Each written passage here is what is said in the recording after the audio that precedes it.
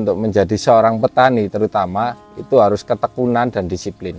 Ketekunan itu kunci utama. Jadi tidak hanya kita pintar teori, kita bisa tahu banyak hal terkait menanam, tapi ketika sampai perawatan kita tidak disiplin, kita tidak tekun, di situ ya banyak sekali peluang untuk gagal. Sebelum terjun, mungkin banyak yang berminat budidaya sistem hidroponik untuk melon ini. Yang pertama adalah kuasai dulu ilmunya. Karena banyak sekali faktor yang mempengaruhi proses budidaya ini. Jadi harus dikuasai ilmunya, buat sistem yang benar-benar sesuai atau benar-benar bisa maksimal hasilnya, baru kita pelajari juga proses budidayanya. Dari situ pengalaman nanti bisa dijadikan untuk evaluasi ke depannya. Jadi semakin lama kita bertani atau proses budidaya, kita semakin banyak ilmu dan semakin bagus atau semakin maksimal. Jangan ragu kalau memang tertarik ke dunia pertanian budidaya melon hidroponik ini. Kalau bicara menguntungkan, saat ini masih sangat menguntungkan, asal dengan catatan proses budidayanya bagus sehingga hasilnya optimal. Assalamualaikum warahmatullahi wabarakatuh. Perkenalkan, nama saya Tribowo dari Desa Karangpucung, Kecamatan Kertanegara, Kabupaten Purbalingga. Proses budidaya melon sistem hidroponik ini tujuan utama kami adalah untuk menarik minat generasi muda pada awalnya, karena sangat sedikit generasi muda yang benar-benar terjun ke dunia pertanian. Dengan ini, kenapa dibuat konsep seperti ini? Saya ingin banyak generasi muda untuk bisa terjun ke dunia pertanian, karena inilah masa depan bangsa kita, di mana saat ini sangat sedikit petani yang golongannya usia muda ini sebagai penerus pertanian. Nah, dari situlah awalnya saya tergugah membuat pertanian yang mengasihkan dan mengubah persepsi generasi muda bahwa pertanian selama ini harus berkotor-kotor, harus berat tenaganya dan lain sebagainya. Kita bisa selalu happy bertani, kita bisa nyaman, kita bisa riang, gembira. Jadi untuk memelihara tanaman itu kita punya semangat yang tinggi. Dari situlah generasi muda banyak yang terjun ke dunia pertanian. Awal mula saya menjadi katakanlah petani milenial yang produk khususnya adalah melon hidroponik sistem NFT ini. Jadi banyak sekali pertanyaan terkait kenapa kok melon misalkan itu. Sebenarnya diawali dari saya cukup lumayan banyak nyoba tanaman yang lain, tidak hanya melon. Di situ ada saya coba anggur, semangka, kemudian tanaman-tanaman lain, buah-buahan lain. Kenapa jatuhnya melon? Ya saya lihat peluang untuk melon premium ini cukup baik. Jadi awal mula memang saya keliling ke supermarket, saya lihat di situ analisis harga, ya tertarik di situ dari melon yang ternyata melon premium harganya cukup tinggi, lumayan, artinya tertariknya memang dari nilai ekonomis itu. Kenapa melon? Kemudian dipelajari, belajar melon. Belajar memang secara otodidak, artinya saya banyak mencoba, kemudian gagalnya juga cukup banyak, dicoba sampai menemukan bertani melon hidroponik dengan menggunakan sistem NFT. Kenapa sistem NFT hidroponik ini? Ya saya anggap ini paling praktis, mungkin perawatan lebih ringan, dan hasil sejauh ini cukup maksimal. Saya mulai itu sekitar 2019-2020 lah. Uji coba di belakang rumah, nanam dari ada yang di tanah, ada yang di polybag, ada yang sistem hidroponik dan lain sebagainya, macam-macam tanaman. Sebelum terjun ke dunia pertanian sebenarnya ceritanya cukup panjang, Pak. Ceritanya itu dimulai saya dulu 10 tahun lebih di kota Solo, dan kembali ke desa karena awal mula pada saat itu karena orang tua sakit. Awal mula itu jadi saya sering balik, dari situlah berinteraksi dengan masyarakat di desa yang keluh kesahnya adalah pertanian. Dari situ saya tahu bahwa memang pada saat itu di tempat saya itu tidak ada satupun generasi muda yang menjadi petani. Terkait budidaya melon hidroponik, yang di sini di sebelah saya ini menggunakan sistem NFT atau Nutrient Film Technique. Itu salah satu sistem hidroponik yang bisa kita pakai atau kita coba untuk menanam segala macam tanaman lah. Biasanya memang umumnya ini dipakai untuk sayur-sayuran. Kenapa saya coba untuk melon? Karena saya anggap ini sistemnya praktis. Yang jelas yang saya rasakan itu yang pertama ringan di setelah panen, pasca panen. Kemudian mau tanam lagi lebih ringan, artinya kita tidak perlu olah lahan. Dari situ saya menentukan pakai sistem ini, walaupun sebelumnya juga banyak sistem yang sudah saya coba. Itu untuk sistem budidayanya, yang jelas yang pertama harus dipahami itu adalah konsep sistem NFT-nya dulu. Jadi sistem ini memang praktis, ringan kalau sudah ketemu titik yang terbaik atau titik maksimalnya. Di situ ada banyak faktor yang mempengaruhi, dari kecil besarnya debit air, dari kemiringan talang, kemudian panjangnya talang, besarnya tandon, dan lain sebagainya. Itu satu sama lain saling berpengaruh, artinya harus ketemu titik di situ yang terbaik berapa, karena itu tidak bisa, menurut saya tidak bisa dipecah-pecah, debitnya saja atau lebar talangnya saja berapa, harus satu kesatuan gitu. Setelah itu konsep budidayanya yang pertama sama seperti yang lain, yang jelas semai dulu. Semai kita pakai benih-benih premium. Benih premium itu memang mau tidak mau diakui kebanyakan memang masih impor untuk benihnya. Jadi benih-benih produksi ya luar negeri. Kenapa tidak lokal? Beberapa kali juga kita menggunakan benih lokal, akan tetapi kita kembali ke permintaan pasar konsumen. Kebanyakan memang ada permintaan yang jenis ini, walaupun banyak juga yang sudah saya coba. Jadi kembali ke permintaan konsumen yang menurut mereka banyak diminati, yang apa saya tanam yang itu. Di Artansi Chandra Kauripan, lokasi kita di Desa Karangpucung ini, kita ada 4 greenhouse dengan total populasi sekitar 2.500 tanaman. Jadi dalam satu greenhouse itu ada yang 700, paling kecil ada 500. Varian yang kita tanam saat ini kita ada 6 varian melon.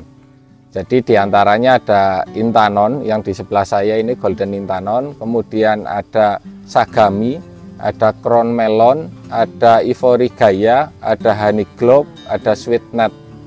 Ya, di situ terbagi dari keempat greenhouse itu ada yang double, ada yang satu greenhouse 2 jenis, ada yang 1 jenis.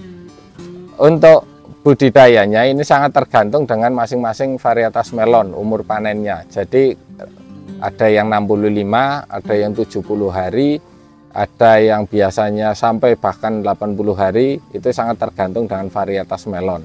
Tapi untuk rata-rata kebanyakan itu sekitar 65 hari setelah tanam. Ya, jadi kita butuh 65 hari dari pindah tanam ke media ini sampai panen. Jadi dari proses budidayanya selama 65 hari itu diawali dari semai. Setelah semai kemudian kurang lebih 10 harian untuk semai, kemudian kita pindah ke media talang ini, media sistem hidroponik. Dari situ kita sampai 65 hari banyak hal yang kita lakukan tiap harinya.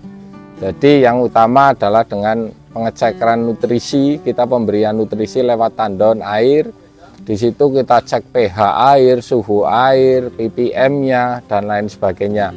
Kemudian untuk perawatan tanamannya ada pruning daun, kemudian pruning cabang, kemudian kita pilih cabang yang akan kita buahkan. Setelah ditentukan cabang berapa, nanti masa pembungaan kita polinasi. Polinasi itu kawin manual, mengkawinkan bunga jantan ke betina dengan bantuan manusia. Jadi kita masih manual untuk polinasi. Kita biasanya dalam satu pohon itu kita polinasi minimal di 3 bakal buah. Jadi kadang-kala ada yang 3 atau 4 gitu, untuk pemilihan supaya seleksi buah nanti ada perbandingan mana yang terbaik. Setelah polinasi itu dari 4 atau 3 tadi yang sudah kita polinasi, kita pilih 1 saja. Sejauh ini kita satu pohon kita buahkan 1, walaupun tergantung varietasnya ya. Ada beberapa yang kita buahkan 2, dan sangat tergantung kondisi atau target yang kita capai, yang kita mau capai. Jadi bukan berarti satu pohon hanya bisa satu, sebenarnya 2, 3, 4 bisa juga, tapi dengan konsekuensi dan pilihan masing-masing. Jadi kenapa pilihan satu buah padahal bisa 2 atau 3? Jadi ketika kita hanya memelihara satu buah, kualitas yang kita inginkan akan lebih mudah dicapai. Jadi gambarannya, karena sistem ini kita sudah buat seperti ini dengan ukuran lubang tanam yang lumayan cukup rapat. Ketika umur seperti ini kan sudah katakanlah sudah sangat rimbun sekali. Artinya ketika kita buahkan 2, kita juga membutuhkan daun yang lebih optimal, yang lebih banyak daripada kita buahkan 1. Atau juga dari segi nutrisi, ketika dibuahkan 2, kita juga membutuhkan nutrisi yang lebih banyak dibanding 1. Jadi lebih ke tujuan kita, target kita mau seperti apa, itu yang menentukan langkah kita, apakah mau diambil 1 buah, 2 buah, 3 buah, dan lain sebagainya. Untuk menentukan bobot buah yang kita tanam di melon hidroponik itu kan bisa kita targetkan dari awal. Jadi di satu sisi memang selain faktor genetik ya, tidak semua buah bisa 3 kilo, tidak semua bisa 4 kilo. Akan tetapi tidak menutup banyak buah yang bisa dibuat ukuran besar. Faktor utamanya adalah dari salah satunya nutrisi. Ketika sistem yang kita buat, kita sudah jamin ini tingkat maksimalnya, kita sudah sesuai prosedurnya, kita tinggal latih di nutrisi. Jadi unsur apa yang mau kita tonjolkan, kemudian bagaimana meracik unsur jadi satu dalam abemik di tahap vegetatif dan generatif, itu yang menentukan bobot buah. Jadi bobot buah bisa kita targetkan dari awal. Biasanya terlalu kecil kita yang rugi, kita yang kurang dapat keuntungan maksimal. Terlalu besar jika tidak semua konsumen bisa menjangkau kalau terlalu besar. Jadi kita ambil tengah. Biasanya kalau jenis Intanon ini kita targetkan di bobot 1,8 sampai 2 kilo. Dalam satu greenhouse di tempat kami, kebanyakan rata-rata itu kan sekitar 700 tanaman. Dalam 700 tanaman itu seringkali fluktuatif dapat untuk tonasenya ya. Kadangkala 1 ton, kadangkala kurang dari itu, kadangkala lebih dari itu juga pernah. Jadi ya anggaplah kita hitung rata-rata 1 ton gitu. Jadi kita selalu berpatokan biasanya untuk yang skala tanamannya bagus atau buahnya masuk grade, itu kita katakanlah di atas 90%, seperti itu. Jadi kalau berbicara keuntungan berapa, sebenarnya yang mempengaruhi untung tidaknya adalah proses budidaya kita. Selama proses budidaya kita baik dan buah bisa kita jual dengan masuk grade yang terbaik, maka ini sangat menguntungkan, ini sangat berpeluang. Katakanlah tadi kita bisa 1 ton, kalau di tempat kami memang penjualannya untuk petik sendiri, untuk petik buah langsung ke konsumen. Jadi di situ kita bisa menentukan harga sendiri. Kalau di sini kita jual 35.000 per kilo, jadi untuk hampir semua jenis atau semua macam varian kita samakan saja seperti itu. Untuk berbicara mengenai untung atau rugi dalam proses budidaya melon hidroponik ini, kita awali dari gambaran greenhouse yang kita bangun di sini. Ukurannya adalah 10 meter, lebar 10 meter, kali panjangnya 24 meter. Jadi luasnya 240 meter persegi.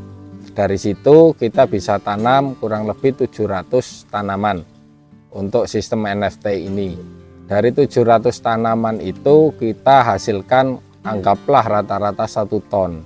Kita jual 35.000, berarti kurang lebih omset 35 juta. Tapi ini tidak bisa ditelan mentah-mentah. Kadang-kala kurang dari itu, ada kalanya juga kita lebih dari itu. Jadi sangat fluktuatif karena tingkat budidayanya cukup sulit. Jadi sangat banyak faktor yang menentukan keberhasilan produksi melon hidroponik ini. Dari situ kita bisa hitung juga untuk biaya produksi dalam satu panenan, satu musim panen. Itu untuk biaya produksi, di situ kita butuh benih. Benih katakanlah kita harganya 2.500 per biji. seringkali untuk 700 kita semai 800 biji, berarti dari situ biaya untuk benih itu sekitar 2 juta rupiah. Untuk nutrisi, untuk sistem NFT ini kita habis sekitar 2.500.000 rupiah, berarti sekitar 4.500.000 rupiah. Tinggal nanti obat-obatan itu juga sangat fluktuatif, artinya ketika tidak terlalu banyak serangan atau cuaca mendukung, pengaruh faktor-faktor lain bisa dikendalikan, artinya tidak terlalu banyak menggunakan pestisida, itu akan sangat murah sekali. Tapi kalau ternyata kita terserang penyakit cukup banyak, cukup jamurnya merajalela cukup banyak, jadi kita juga butuh pestisida lebih banyak. Katakanlah biasanya kita sediakan 500.000 rupiah untuk obat-obatan. Jadi itu tadi gambaran mengenai benih, pestisida, kemudian nutrisi. Yang menentukan lagi selain itu adalah faktor tenaga kerjanya. Jadi ini sangat tergantung di tempat teman-teman masing-masing, di tempat saya, di tempat teman-teman seperti apa. Kalau ini dikelola sendiri, itu pasti ya sangat menguntungkan karena tidak ada biaya untuk tenaga kerja. Tapi katakanlah kita menggunakan 1 orang tenaga kerja untuk merawat ini, 1 orang tenaga kerja itu tergantung mau dibayar berapa, katakanlah bisa 2 juta, katakanlah 2.500.000 atau 1.500.000 ada. Dari teman-teman saya di beberapa tempat itu beda-beda. Jadi biasanya dalam 1 kali tanam katakanlah kita bulatkan jadi 3 bulan, karena di situ perlu persiapan, kemudian perlu bersih-bersih pasca panen. Dari situ kita tidak kejar setoran, dari situ 3 bulan katakanlah bisa dihitung tadi kalau terkait benih dan lain-lain mungkin sekitar 5 juta. Ya, produksi 5 juta, kemudian ditambah tenaga kerjanya. Kalau 2 juta per bulan berarti kan 6 juta. 6 juta sama 5 juta kan 11 juta gitu. Ya, itu masih belum ada penyusutan bangunan. Untuk budidaya melon hidroponik, sebenarnya tidak hanya hidroponik, melon di umum atau di lahan terbuka juga hampir sama.